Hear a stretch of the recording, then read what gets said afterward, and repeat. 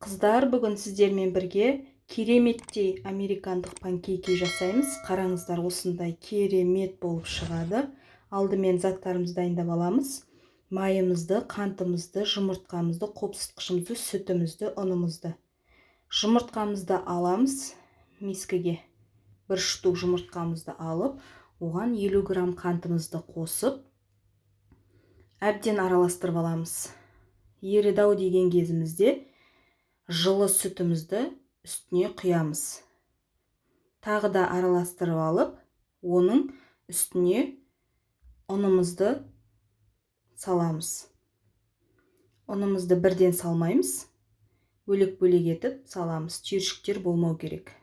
Мінекей осындай қоймалжың массы дайын болады. Оның үстіне ерітілген сары майымызды құямыз. Енді оны араластырып болып, осылай біртіндеп пісіріп аламыз. Қатты қызартпаймыз. Қараңыздар. Керемет болып шықты. Жұп-жұмсақ. Осылай әсемдік үшін үстіне шоколад и черника қоссаңыздар болады. Сіздер де дәл осы рецептпен жасап көріңіздер. YouTube каналымда толық нұсқасы бар.